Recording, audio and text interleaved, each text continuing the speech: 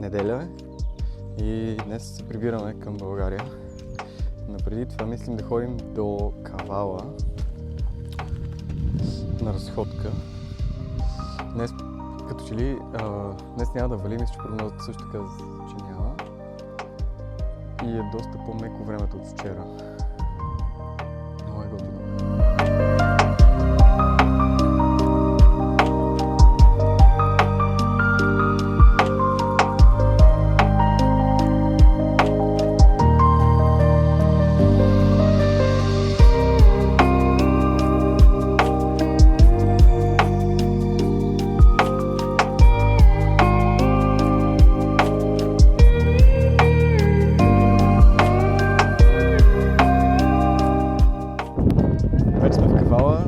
До сега гледахте кадри от пътя Нея Врасна.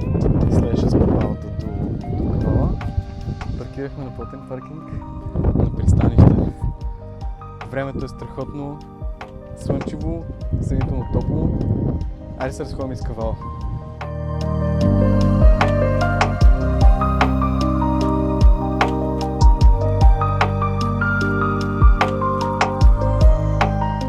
Feel you, buddy.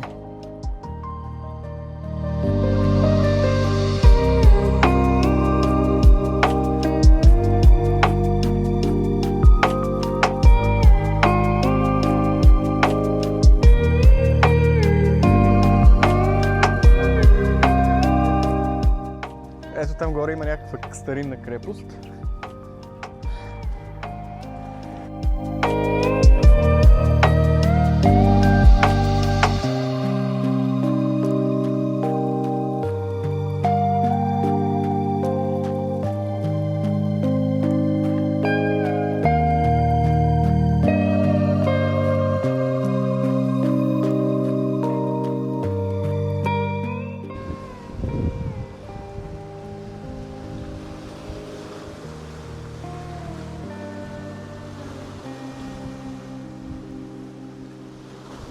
Много е красиво.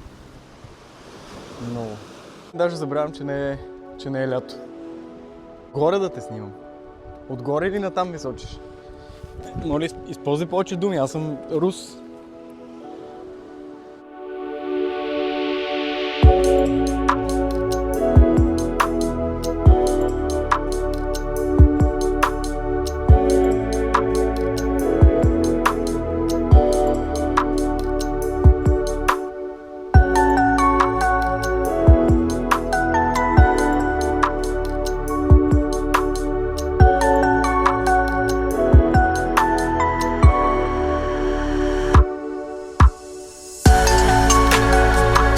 Другарите намериха някаква таверна и познайте баткови какво ще си поръча. Защо е дошъл в Гърция изобщо на първо време. So fucking adorable. Живалия вика. Естествено и Сънчо. Сънчо.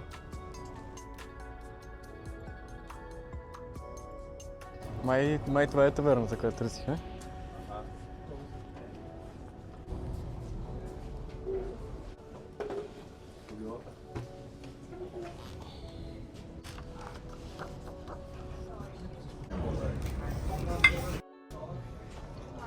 Любов.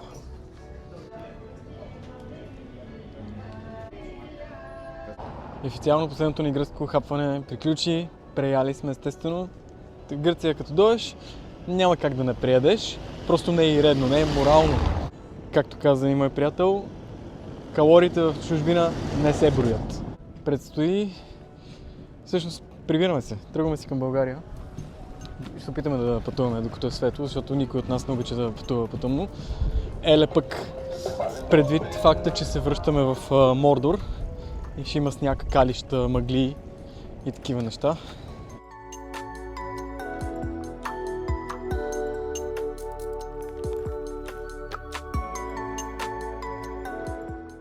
Последна тол такса. Hey, wait the card, please. Ой.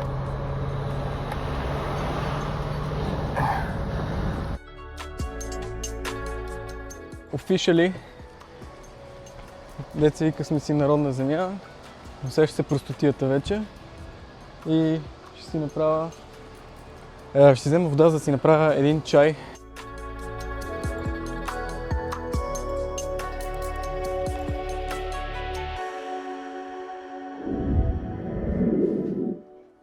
Хората са казали, всичко добре, когато свърша добре. Вече съм си вкъщи, 4 часа и половина отне пътя наобратно.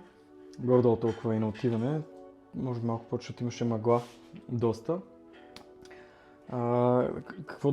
Видях, не знам такова нещо дали сте виждали в България в супермаркетите грах с моркови в консерва.